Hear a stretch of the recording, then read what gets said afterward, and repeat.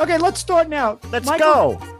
All right, you go. Go ahead. Yeah. Welcome, everyone, to an extra zesty serving of the Cartoon Pad, where we'll be diving deep into the dog cart, serving up a plump sausage of delight. In this episode, Bob goes to Comic-Con to hawk his wares. We learn about the delights of cutting linoleum, carving cartoons, plus other pressing. Marty relives his favorite hobby wounds, and I relish my triumphant appearance in the New Yorker cartoon caption contest. Michael, Hello, good to Bob. see you. Good to see you. I'm very excited about tonight's episode. It's going to be the best episode ever.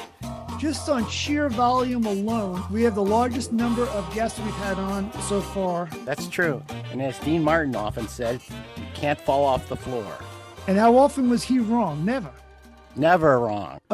So I did want to make a couple of announcements quickly to give out some I gotta love. say hi. Sorry, I have to say hi to Marty. Hi, Marty. Hello. Okay, Bob, go ahead. Okay. So we wanted to just give a little shout out to a couple of people who are in the cartoon community. First cartoonist Paul Kleber has a book out, a children's book called To Catch a Leaf. And you can find that on Amazon. And then we have Ali Solomon, a New Yorker cartoonist who has a new book out called I Lovish New York City, Tales of City Life. I'll mention, since we're on the theme of books, I have my new book out, the complete book of cat names that your cat won't answer to anyway. And then, Michael, I want to give out a shout out to you. You are in a really interesting article published by the Cartoon Stock, written by Phil Witt, and I think his name is Rex Hessler. Rex And Hessler. Yeah, and you're included in that. Hey, Phil Witt, how cool a cartoon name is that? Shouldn't it be Fullerwit? You know, that's like a cool name, like Maybe Jim, maybe like Jim Trope. maybe Jim like Trope. maybe like half-wit. No, Ah! like I like- Jim I like Trope. Rex Hessler. Yeah, that's it. Indeed. Those are good names. Anyway, that piece is located at the cartoonstock.com. You're mentioned in the article, as well as a handful of previous Cartoon Pad guests, including tonight. That's true. And they seem to like my squiggly, meandering line. So, I noticed yeah, that. and who wouldn't? Who wouldn't? So you were recently on the Caption Cartoon podcast. How did that go? Not well. Let's just say I don't thrive in competition. It was a little sad. Listen, folks, to that modesty. Yeah, so That's not at all what you said before. What is it? Yeah, you were just raving about yourself, and you were thinking about taking I over the killed. show.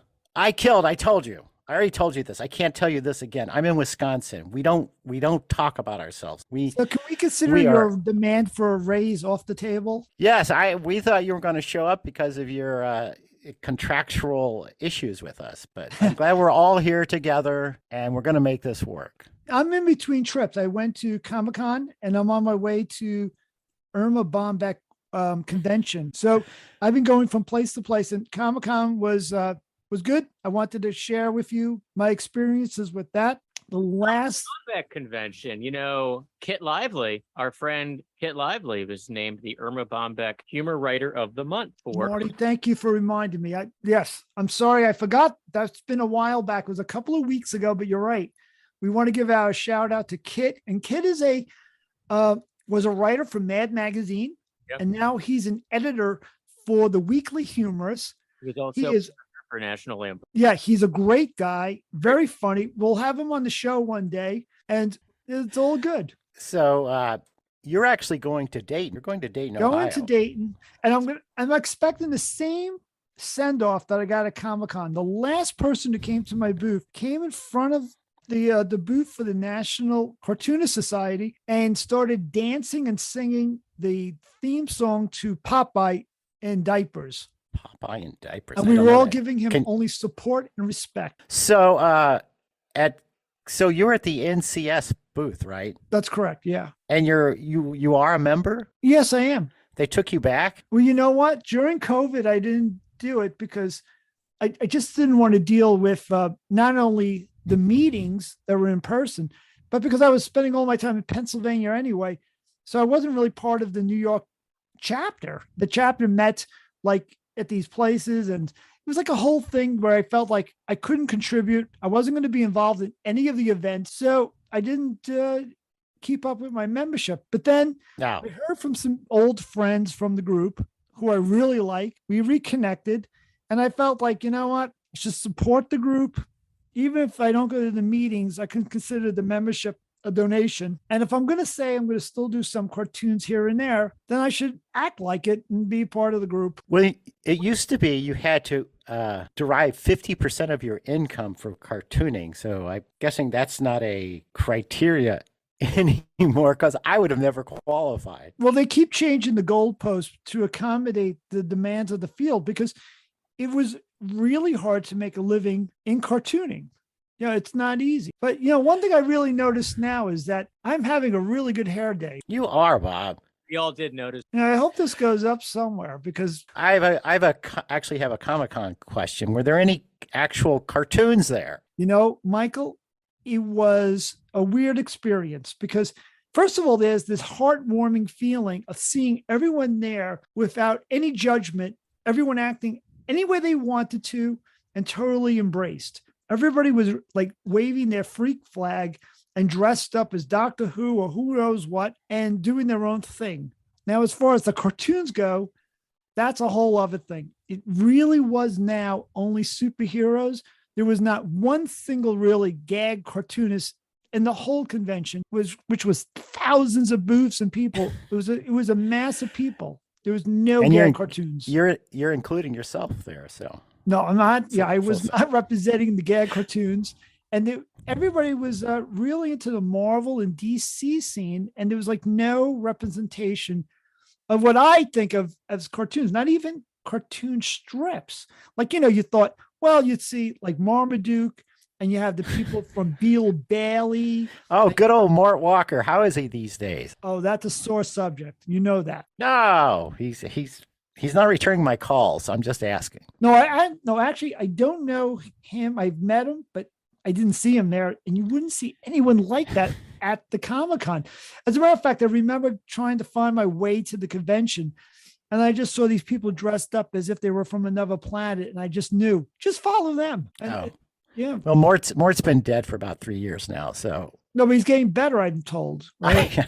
he's always a mellow guy. I actually met Arnold Roth. You know him? I've dined with him. Yes, I know. He's a very sweet man. He was a great guy. I assume he's still alive, but he's alive, and his wife is very, very sweet. I heard from her on Facebook. Her name is Caroline, and we were supposed to have him on the show, but he is at very advanced stage. I believe he's 94. I know. I had dinner with him and Al Jaffe at the Society of Illustration restaurant. And great little spot upstairs. Delightful. Great art.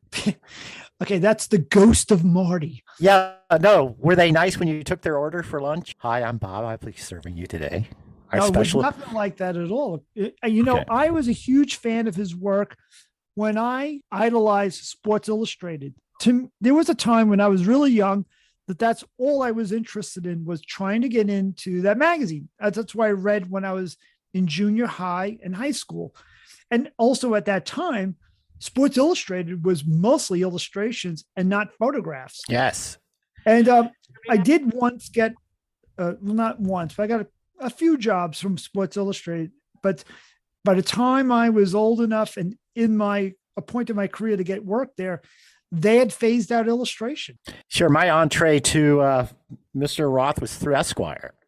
I was going to just say, he was amazing there. And he had the style that was unlike anyone else. Yes. I think everyone would know his work if they saw it, but they might not connect. They might not know that that's him. Am I right, Michael? Yes, he had a very stylized style. It was crazy. Oh, I think we have a guest. Yeah, speaking of crazy. No one can hear him. No, we can hear you. Oh, I love this, Marty. Nobody responds to me. I think my mic is broken.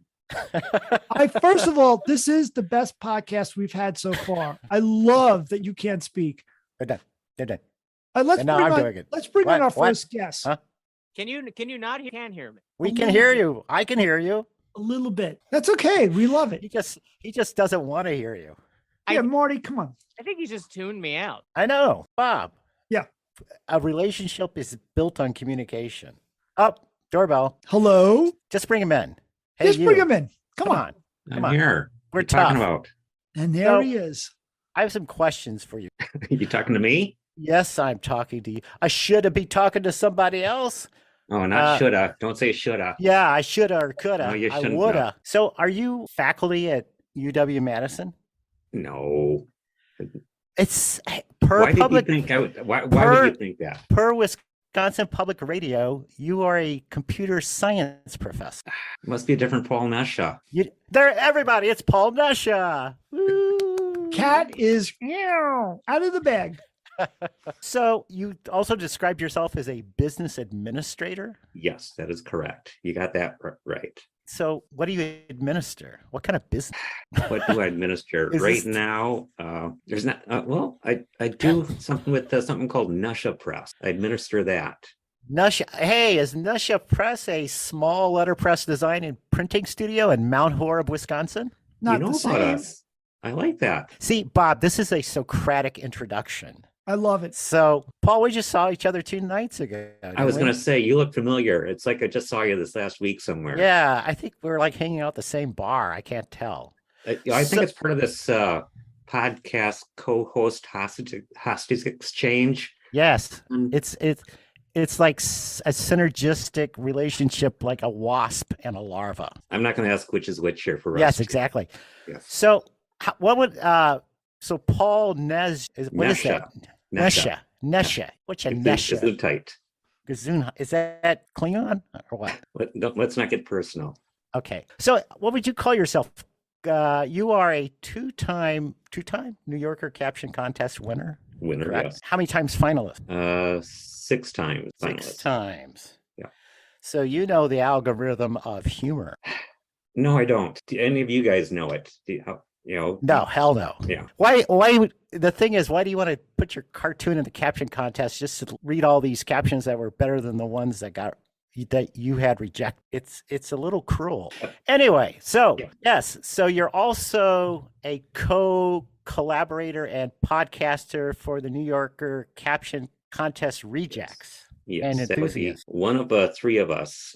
Beth Lawler and Ben Koka are the other 2 co-hosts. And That Ben Coca, he's a tough guy. He smacked me around, man. He's rough. well, he's the one that keeps everybody in line on that podcast. I know. I feel like I'm being questioned on like what is it?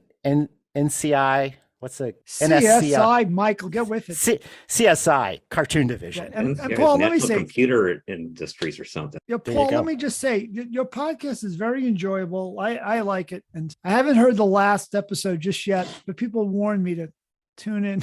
That's Michael. Michael is your latest Yes. guest, right? Yes. So we'll see The what the victim. wreckage is. We were able to salvage like minutes out of that episode. So yeah, it's a long episode, this one. They're not used to me working blue. So they said your press features uplifting humor. Yes. That just kills. Okay, I'm out. That's not going to Yes. happen. Well, we have other humor. It's mostly uplifting. It's quirky. Quirky is the word I'm looking for. Quirky. I like flinty and crisp.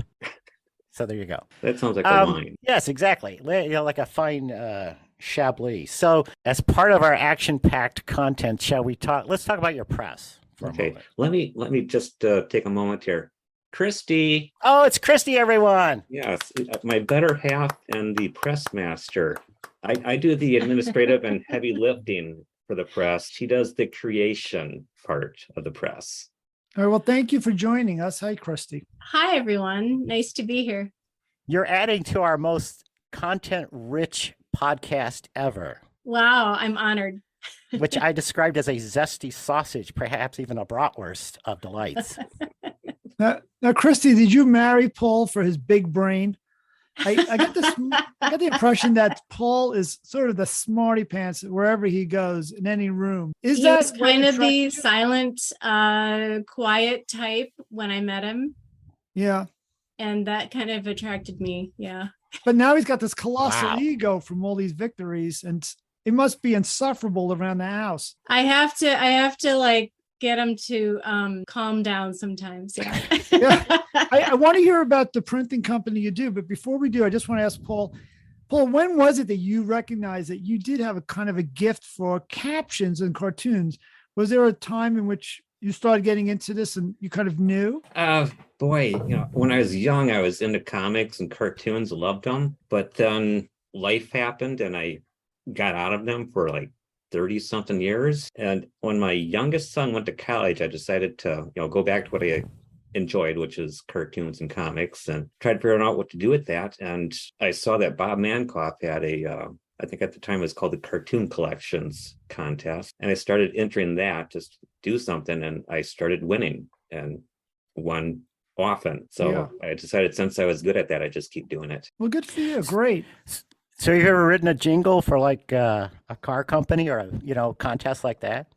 I've never done that. This, really started doing this 4 years ago, and that's been it. So you're not a copywriter, are you? No, I went not officially. I've written stuff for people before. I have a quirky way with words. I can usually liven You're things linked. up. You have the most smart ass LinkedIn I've ever seen in my life. Oh, you didn't read that, did you?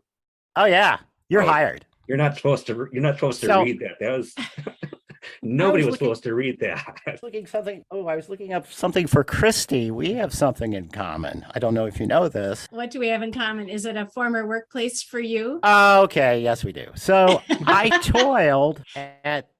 It actually was the best job I ever had at Land's End as a copywriter. Oh wow!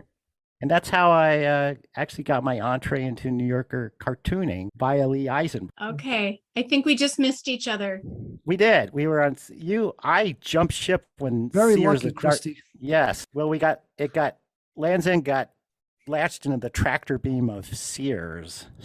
Oh, we're fortunately not connected anymore. Yeah, but you were a creative director, right? I was an associate creative director for International. Wow. So you missed the whole Blake Shelton thing. A little bit. Them some handsome pants. I wasn't directly involved, but I'm aware of it. Okay, I won't blame. So anyway, that's all. Go, Bob. Good night, folks. Good night, everyone. Safe ride Let's home. talk more about Land's End. Now, Paul, Let's not talk. You got your first press for your company. Was this from the winnings, all the winnings from the caption contest? Oh, I'm sorry, I missed that. Well, I was asking you about how you got your first press for your company. And Bob was thinks it from press. the winnings? Was it from the winnings of your caption contest? I think the winnings are still paying for the press. No, there are no winnings beyond the admiration of my peers. You got peers. And you continue. So the press is actually Christy. She's the one. That's right. Yeah. So explain the letterpress. The spark behind the press. So I have an art degree, fine art degree, and a concentration in graphic design. I've always loved printmaking and letter forms and typography. And back in the early 1990s, when we were working in Minneapolis, I took a class at the Minnesota Center for Book Arts. And that's how I learned about letterpress printing. Fast forward, 15 years or so, about 2007, 2008, I started to think about getting my own equipment. How would I do that? And I happened to have a friend, Linda, who owned a letterpress and was a hobby printer. And I contacted her just to ask her opinion, how would I even go about looking for equipment? And she wrote back to me and said, I'm actually very seriously considering selling my press and my studio, and I'd love it if you had it. And I was really blown away by that. I was very surprised, and it was kind of this amazing opportunity that happened that we couldn't pass up. And we honestly didn't have a place to put the press at the time. It weighs 750 pounds and it's probably 6 feet long and 2.5 feet wide. So we ended up buying the house we're in now to accommodate the press. You should have just got a boat. Yeah. You'd have more fun. So I go with this. So letterpress is wood. It's not metal type. It's both. It's both. So I love working with the hand setting of metal or wood type. The difference is usually wood type is used for larger type. So it's because it's lighter, and the metal type is used for the smaller font sizes. Oh, see, I always thought of the large wood type is like, that's the poster you make when the circus comes to town. Exactly. Or genuine leather wallets here. I mean, I have some lead or some wood type that is smaller, like 36 point, but I haven't seen it really smaller than that. That's almost like poster type. Yeah. Isn't it? Yeah, Christy, do you go shopping for the parts and the letters? Like, do you go like the Brimfield and how do you collect the range of different images you use on your press? Oh, there is no letterpress store per se. That's kind of the challenge of being a modern day letterpress printer. So I've tried to connect myself with other enthusiasts of letterpress. There are a lot of Facebook groups out there. There are specialty museums and collectors all over the world. And I've just started to kind of figure out who they are. That's how I've actually purchased a second press. And now we're in the process of purchasing a third press. Paul looks kind of sick. Yeah. So They're getting multiple bigger. homes? This next press weighs 1,400 pounds. And then you have different homes now. You have like 2 and 3 Yeah. homes for each one. No, we have a studio space in the basement level of this house that can accommodate all this equipment. So speaking of lots of type, you're going to be out in my frozen neck of the woods next week, correct? Oh, In yes, we're going to be up at the Ways Goose at the The Hamilton Ways Wood Goose. Type and Printing Museum. Yeah, And who wouldn't want to get into a Ways Goose? So what's that's right. It's such a great name. Explain. Can you just explain that quickly for our Sure. befuddled audience? So my understanding of the traditional Ways Goose is that it was a way for printers of ages past to celebrate with their staff before the cold winter months came and the shorter days of winter, because then This they is were how I working. celebrate. Well, that's New Glarus. That's our part of the country.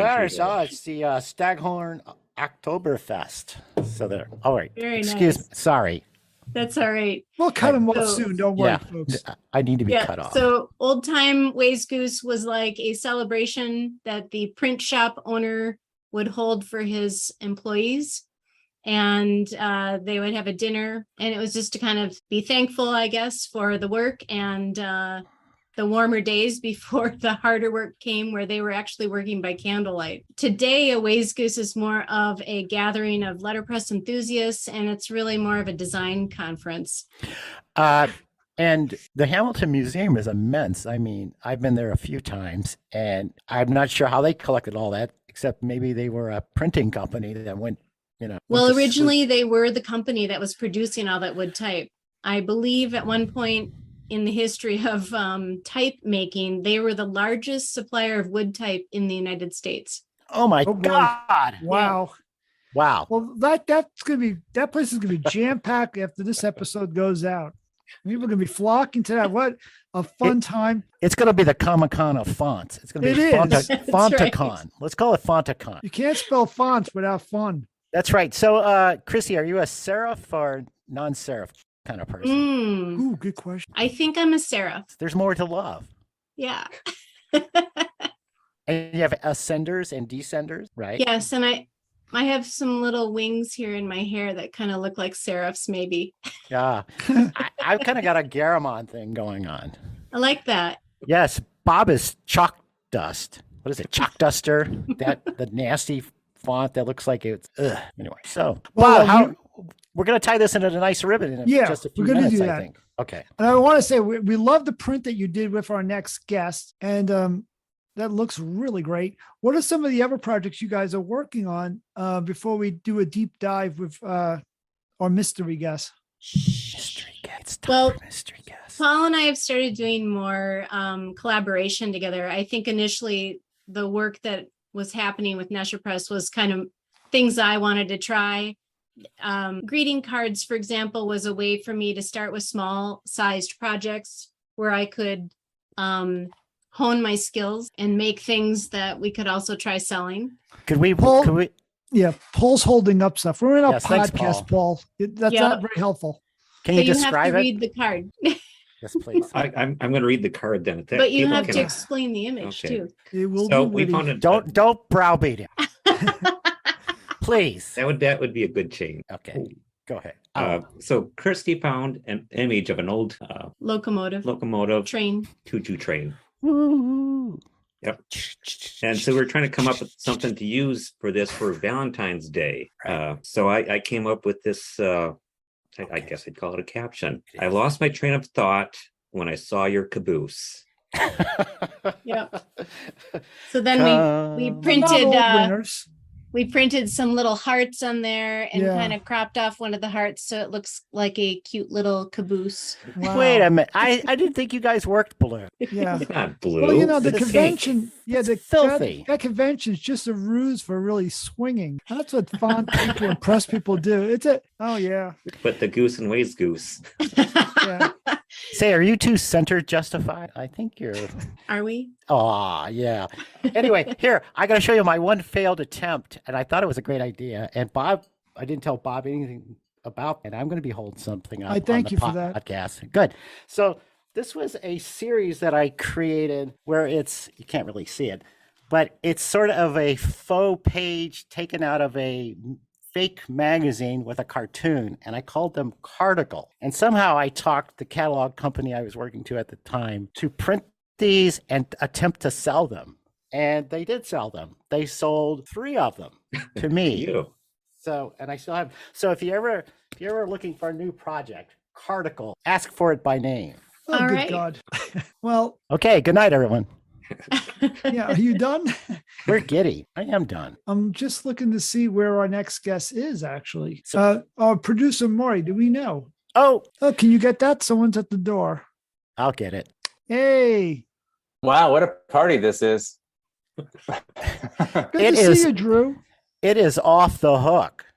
This is like showing up late to one of those parties when you realize everyone's already been there for a while and you have that awkward moment where you think like, should I stay here or should I turn around and walk Everyone's out the door? I'm been gonna stay. busy. Yeah, Tuesday. Let me give you a proper intro while you digest the scene. Our next guest is the National Cartoonist Society Reuben Award winner for Gag Cartoonist of the Year. He's written and illustrated a children's book called "It's Not Easy Being Number 3," and his cartoons have appeared for Google, Time, Wall Street Journal, Harvard Business Review, the Boston Globe, and his dentist. He also does a little graphic recording on the side, which we're going to discuss later. But first, let's just welcome Drew Dernavich to the show. Great to have you. Thanks for having me. Drew? If I knew you were going to call it out, I would have called my dentist to be on the show, but we'll do that at a later time. Drew, I Everyone's zooming in eventually in this episode. He'll be on. Drew, And may I say, he's doing great work. You have a great smile. Bob, I agree. we have to finish our introductions. Drew, I'd like you to meet Paul and Christy. Hey, Drew. Oh, hi, Drew. I know Paul and Christy. This is awkward. They've been This using is- your image on a print. This is what we brought you all together Told for. you not to say anything. You I know, will say this. They did a great job. I love the print. And let's just get this done right now. Where can people find this print? We're going to put it on the website somewhere on Facebook. When we post this episode, we're going to make sure that people see the print that we're going to discuss. But where can they get it? So the print can be purchased through nesjapress.com, Can you spell that? NESJAPRESS.com. Perfect. Bob, what the hell print are you talking about? Well, Drew and Paul and Christy collaborated on a print. It's a ping pong player, and I'm going to let them describe it, but I'll just say that it's really cool. Drew, do you want to describe since it's your baby? Sure. Well, the short story is should I tell the long story and you can edit it down for publication, or the short story? Well, I'll you tell can tell the short story. story. I'm going to edit that down too. Okay. How about I'll tell a short story and you can just repeat it like 5 times. The short story is when we were on when I was a guest on the Cartoon Caption podcast with Paul and Vin and Beth. They told me that they had a letterpress and they said, I noticed you have this vintage printmaking style, and I thought, we have a letterpress studio, and would you ever like to work together? And I said sure. So we decided to do a print together, which consisted of me taking a cartoon. We thought we would redo like do some new ideas, but also reduce some cartoons that I had done, and do them in the new like letterpress style. Because so that's what we did. We took a cartoon that had been rejected and of a ping pong player. I won't tell, but it's not like you're not going to fall backwards in your chair laughing when you see it.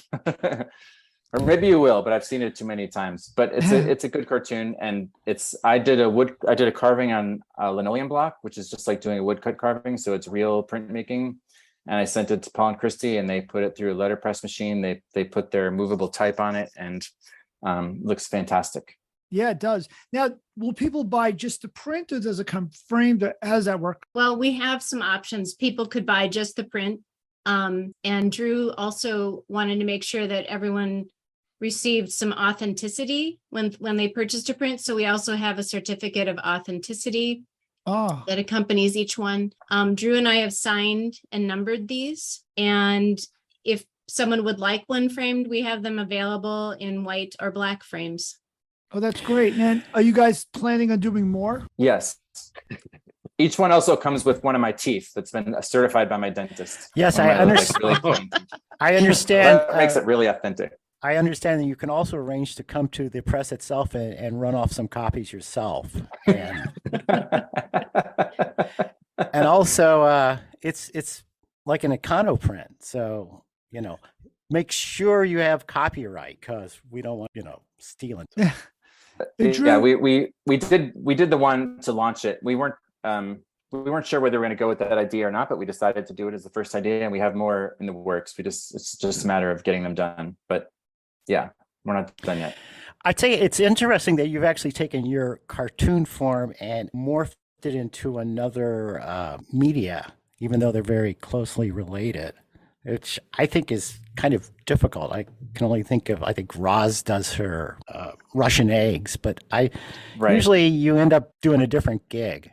Michael, I don't know Drew, but I know his work, as I listened to lots of interviews, and I've followed his work.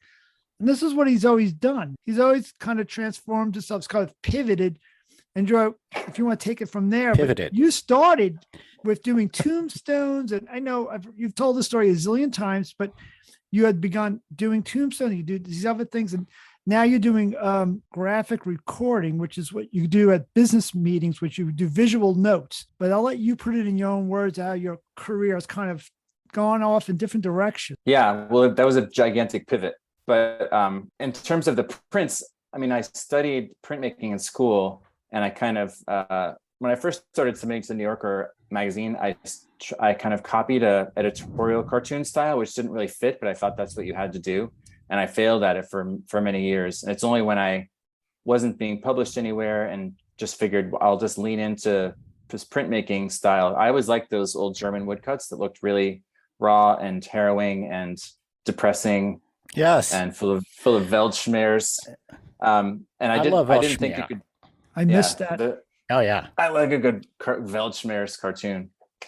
But I didn't think those two were compatible, but Bob thought that they were. Your work has a nice kind of German expressionist quality to it, just by the syntax of tool and the medium. How did that sound? It sounded like you rehearsed it. Good. No, I just made it up. I actually had a BFA in painting, but that's when I realized I had no talent. So, that's how I got into cartooning. Now, do you have a fine arts degree too? Yes, I do. In fact, one of the prints that I'm doing with Paul and Christy are actually printed on the back of my fine arts degree. Yeah. Yes. It's one of a kind. It's the only use I've found for it so far. We all made pretty good waiters, so it was good. Yeah, exactly. Well, when you were doing work for Bob, did you find that was an extraordinary challenge? Because did you feel a little limited to what you could do in the cartoon with him encouraging you to kind of stick with that style? Yeah, if you could show images, someday when we get into the VR world, there'll be a way to show images on a podcast in like 4D, and it's going to blow everyone's mind. But if you could see the images of my first cartoons I submitted there, they're pretty terrible. Like they're really overworked, and I didn't know what I was doing. They're scratchboard images, where you cover a board with ink and you carve it away with a knife. They look horrible. They look. I was trying to go. I have to go look at them. Yeah, I mean, the ones, most of them got rejected. I have them here. They're actually behind me in that closet. A few of them got published, but they're pretty raw looking. But Bob said, he said, no one, I mean, the thing that was true was like, no one's cartoons look like this. It was a unique look. He said, you've kind of reimagined the cartoon in this format. And I think maybe what he didn't say was you've reimagined the cartoon in a terrible looking format. Well, I always say, I think it took me a while to. Sorry, I think there's certain kinds of humor I can't do. Like a lot of the whimsical, like Victoria Roberts, Maslin. I think maybe the sweet spot of what and Roz, a lot of the sweet spot of what New Yorker cartoons are about, which is this kind of whimsical slice of life, don't work in my style. But there are things that do. Have you tried to carve out a pair of go to hell pants? I've never tried to. No, I've never tried to carve any pants. Don't do it, but man. I'm writing it down. I'm writing it down. Pants are mine. So I think it's because Bob was a pointillist, and he wanted, a German expressionist to go with his pointillist aesthetic. So you guys with the fine arts, and then David Cypress is like Willem de Kooning, like gestural drawing, and then Bob's like Bob, what are you like? Like the Charles Schultz. You are the Charles Schultz. You're gonna get rocks. You're gonna get rocks for trick or treat. I'm at the very top. You're gonna get rocks for Halloween. Drew, I was doing for a while something you do now, which I find so difficult. I really admire, is graphic recording a business meeting. And for people who don't know what that is, let's explain kind of what that is, because I don't know if a lot of cartoonists even know that this avenue is available. Yeah, no, I didn't know. I didn't actually know that you did it before you told me that for the podcast. Kendra Allenby also does it. I don't know how much she does it, but she's done it before. I've done it with her. It goes by several unsexy names. It goes by graphic facilitation or visual note taking or graphic illustrating. Lots of us in the business, the colleagues call it scribing, although scribe has a different historical connotation. But it's basically go to conferences where people are giving presentations or meetings where people are having a discussion, and I take notes, but the notes are not in a notebook. They're up on a big whiteboard or on a wall in front of people, like a gigantic piece of butcher paper or foam board. And I'm taking notes in a graphical style with lots of pictures, kind of synthesizing the presentations, the discussion in a digestible format so that it becomes, my kind of graphic notes become like the public record of the presentation or the conversation. Ideally it's used as to keep people engaged during the meeting, but also it kind of informs. It's a souvenir, but hopefully it is a useful tool for people who both were and weren't there to kind of carry the work forward. Is it like a word cloud? It can be like a word cloud. It can be, but I'm going to jump in and say, you have to use shorthand and use symbols to explain what's being mentioned and discussed. So you're breaking down and taking concepts and trying to find a very simple way of summarizing what was just covered. Now, Drew, when I did it, I used magic markers. You go out and you buy like a real super duper set of magic markers at Pearl Paint, which is now bankrupt. Check. Got it. Yeah. And you walk in and you have it set up. Often you have it set up in an easel, and the parts that you're glossing over, I think that is really the toughest part of this job for you, is that you're doing this in front of an audience and often live. And there's really no room for mistakes or going over it. You really don't have a chance to change.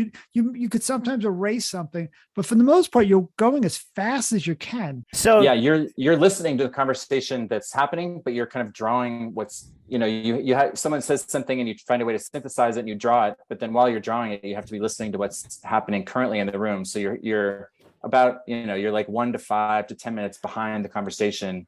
So you have to be listening and drawing at the same time. I see you raising your hand. I have a question, Mr. Eckstein. So do you have to resist the urge to be funny? Like, right, boy, that was a stupid question. Yeah, that's not your job. In this particular case, it's communication. That's communicating. But Drew's work was so good. I remember seeing it.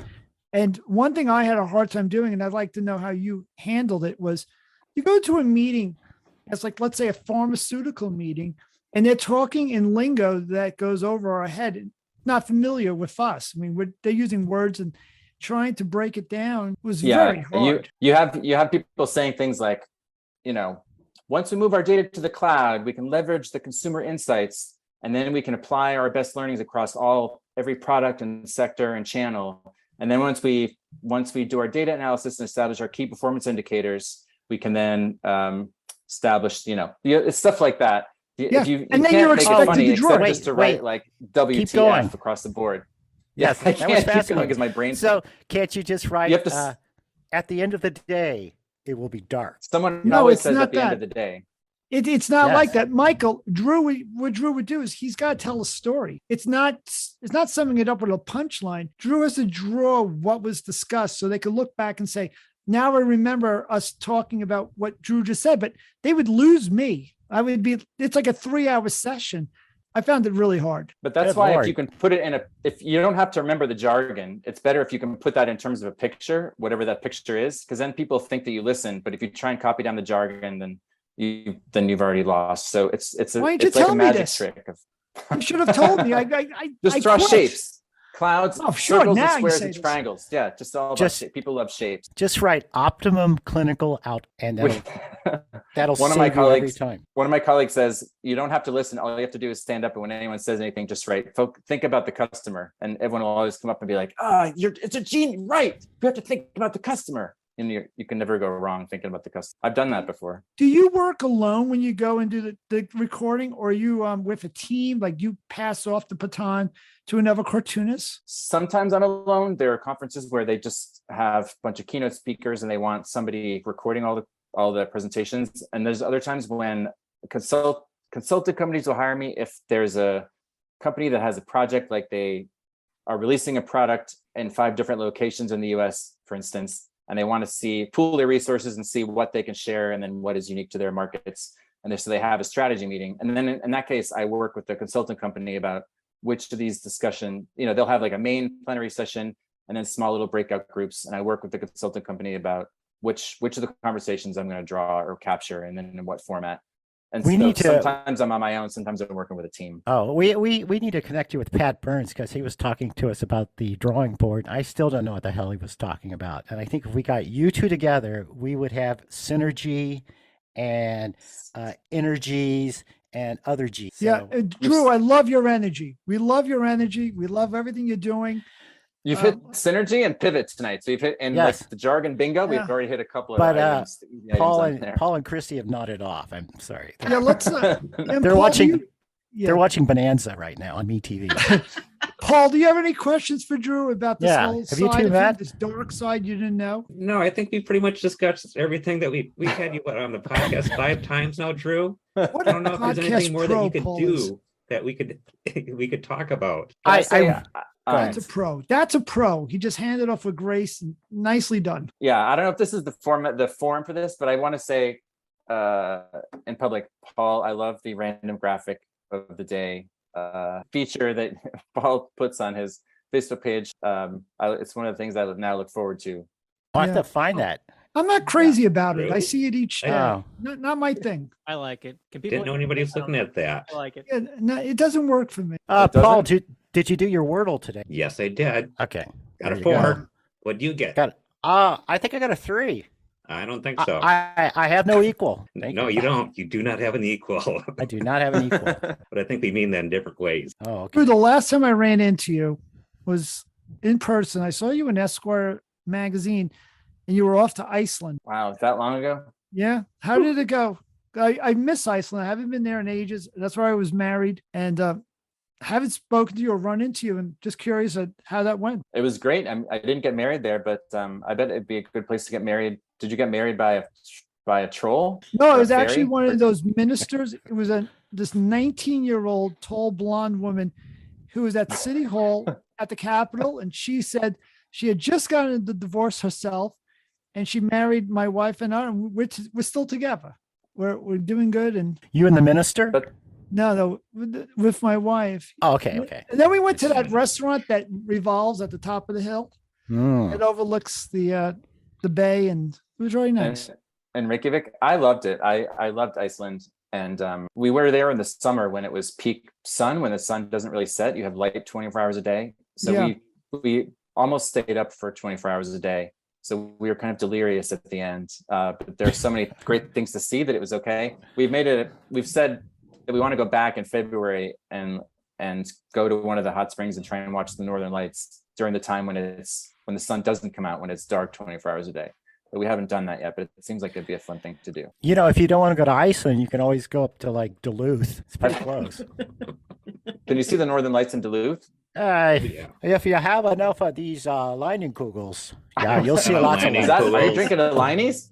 I know this is a New Glarus New Staghorn Glarus. October, available only in Wisconsin. I do And believe. it's good. Some good. Have a good beer. Or Oh, we're gonna talk Wisconsin now. Oh, you guys. Ah, geez. Oh, so do you crock your brats before or after you grill them?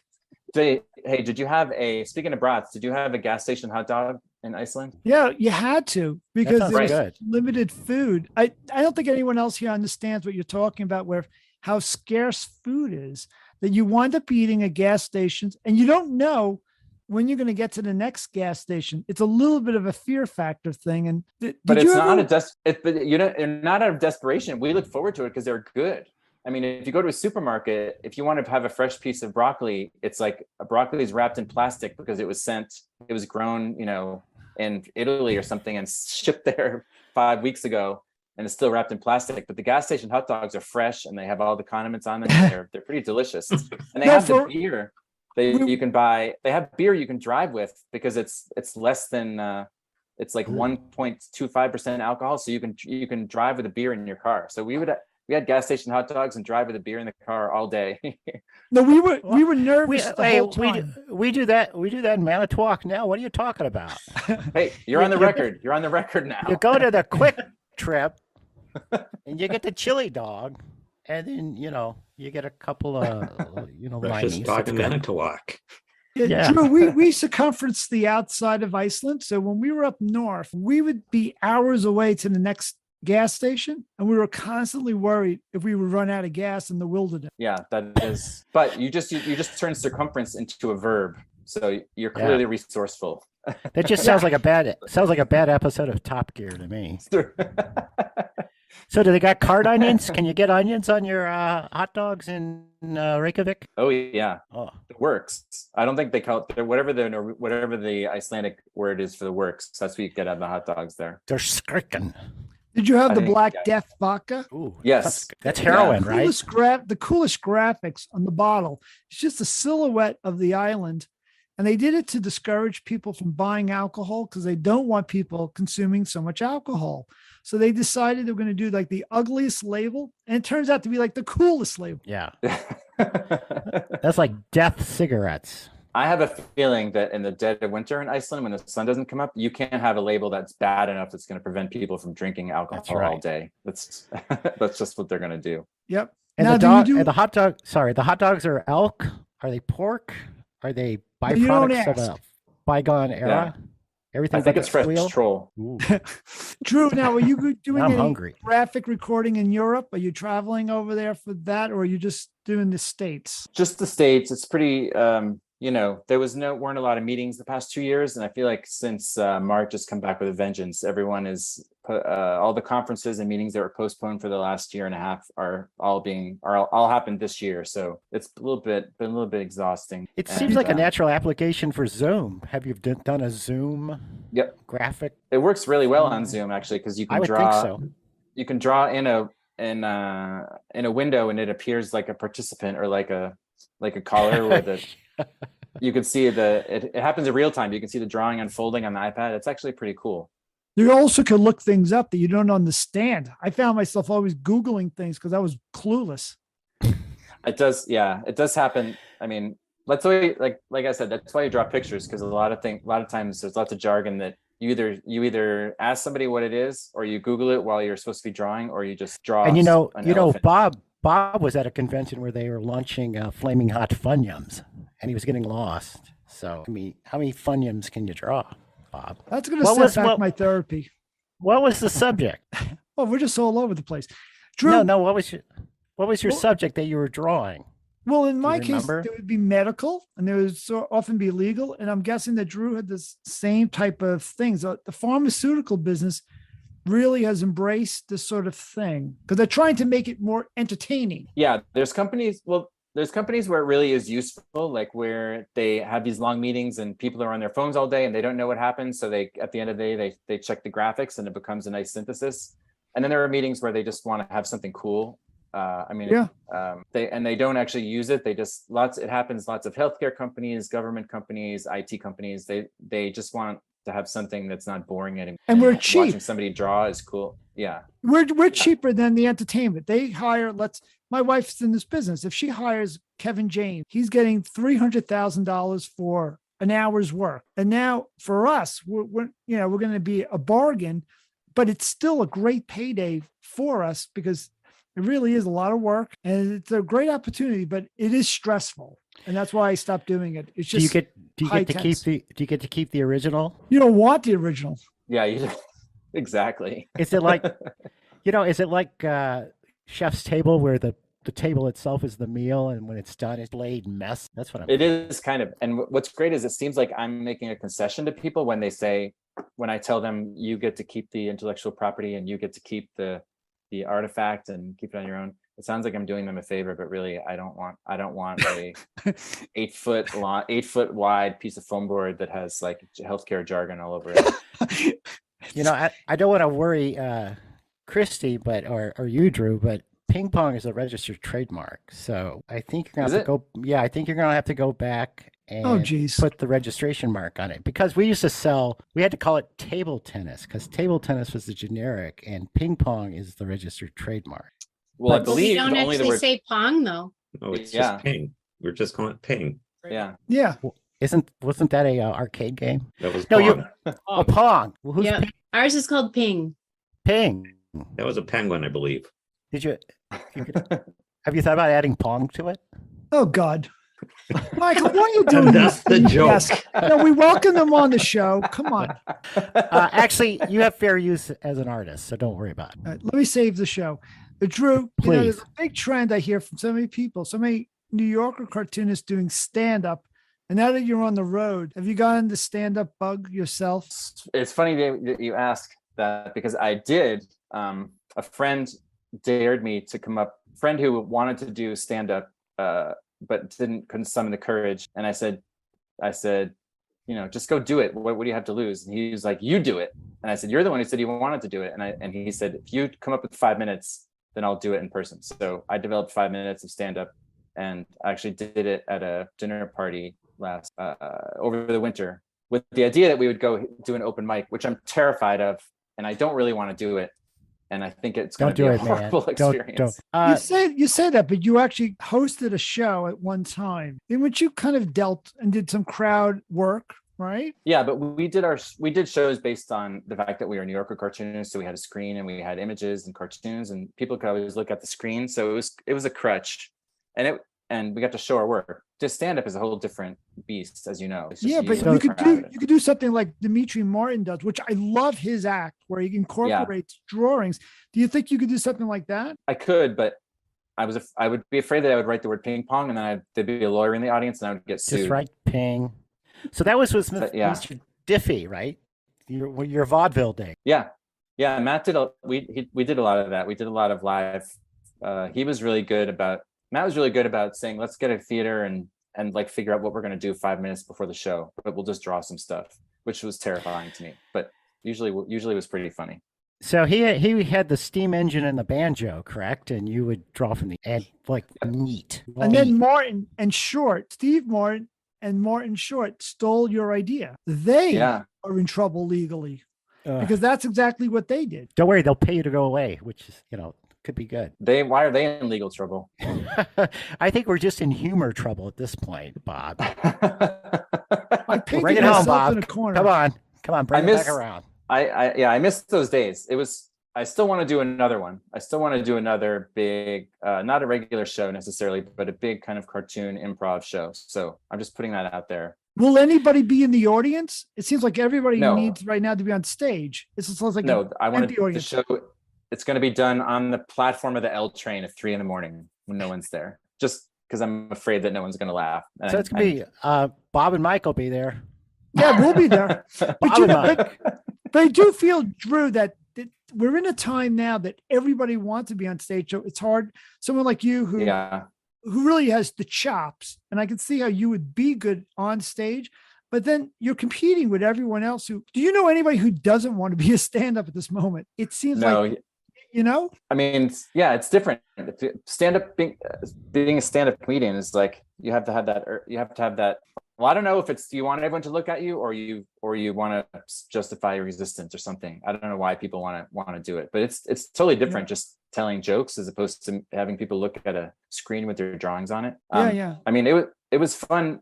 The one time I tried it out, it was fun, but with the open mics, it's just all other comedians who are there. If I could actually jump to that stage where I could be in a room with 300 people in it, I would actually feel better than if I was doing it in a room with 10 other comedians who weren't going to be laughing, but they were going to be like, taking notes, just waiting for me to say the word ping pong. Then I think that's really tough. That's a tough act. Have you done it? Have either of you done it? No. Well, I've done Paul has. I've done stand-up. Paul. Have you? Yes. How was 3 or 4 times. It was a miserable experience for everyone involved. Oh, relive it. No. Paul, give us a solid 5. Yeah, Come on. we'll give you 5 minutes now. This was 30 years ago. I can give you. Wow, you're backpedaling. I can't give you pretty anything fast. now. Color TV. What's up with that? Airline food. Airline. The Well, Drew, microwave. Right now, I do fundraisers once in a while when I'm asked to do like an hour, but I have the crutch of using visuals. Hour. Whew.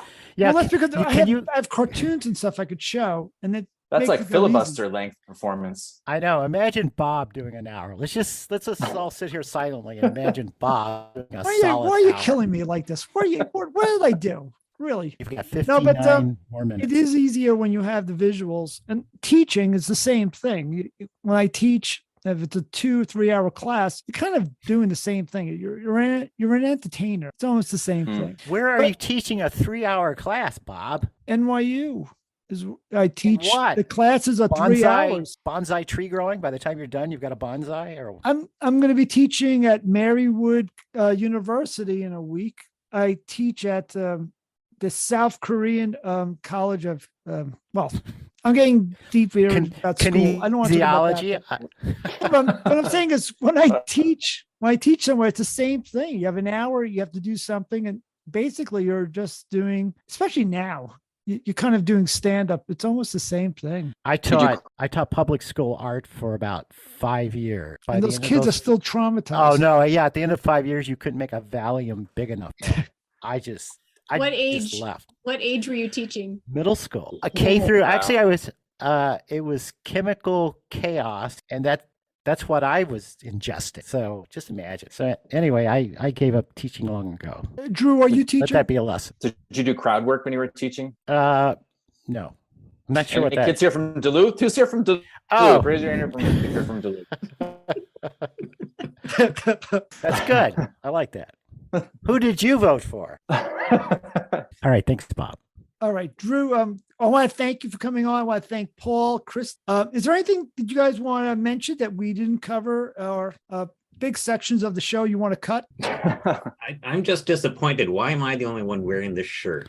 I thought, everybody I'm would be wearing very this. pleased. It's great. Paul is wearing a shirt that says the Cartoon Pad, showing his loyalty to the second best. Thanks, Paul. Cartoon That's at podcast cartoonpad.com. Yes. Yeah, thank you very Posted much. by, Paul. let me read the names here. Read them upside down. I Each can't do Joshua.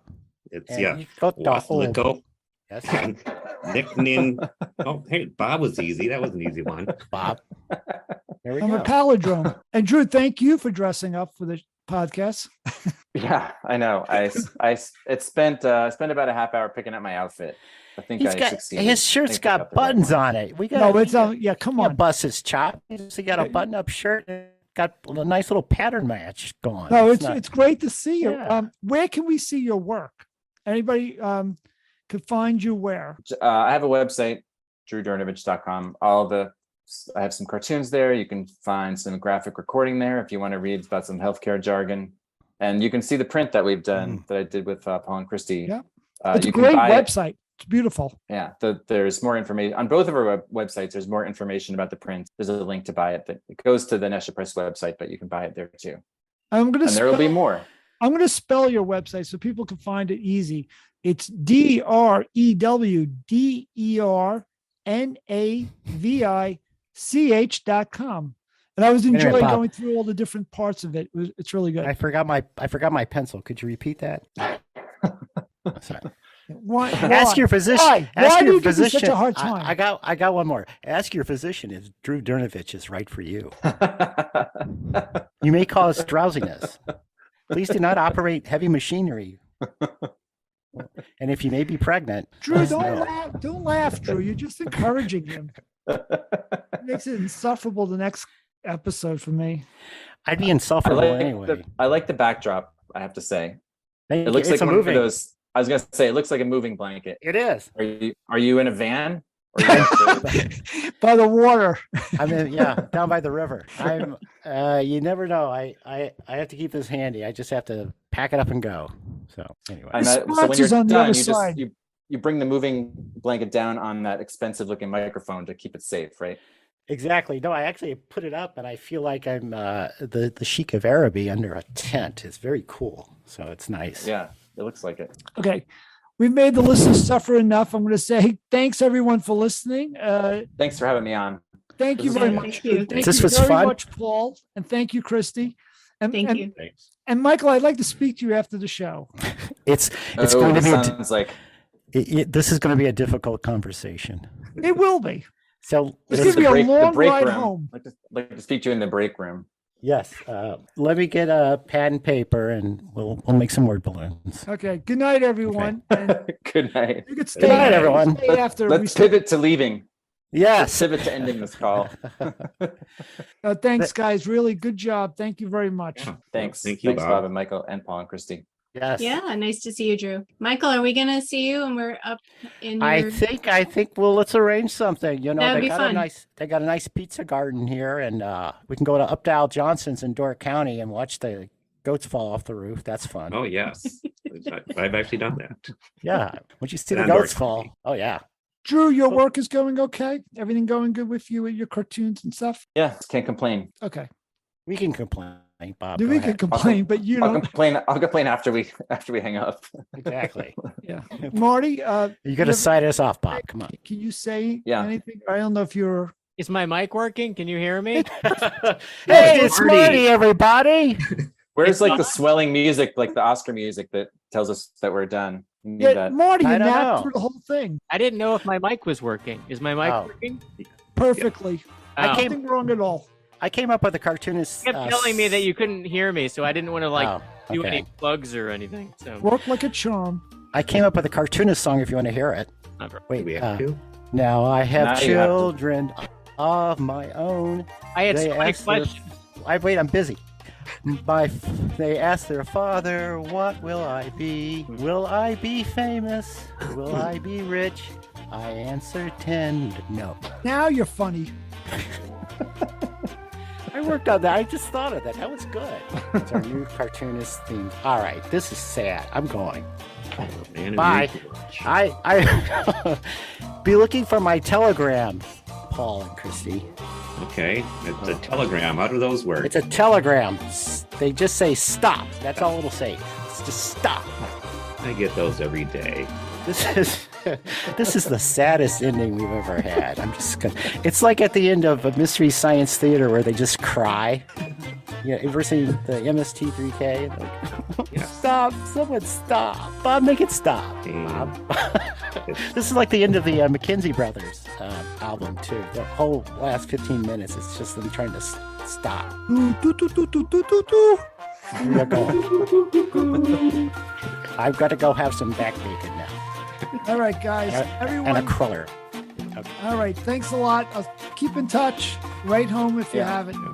Right home, get And Drew, if you have anything to promote, just let us know. We'll mention it on future podcasts. Okay.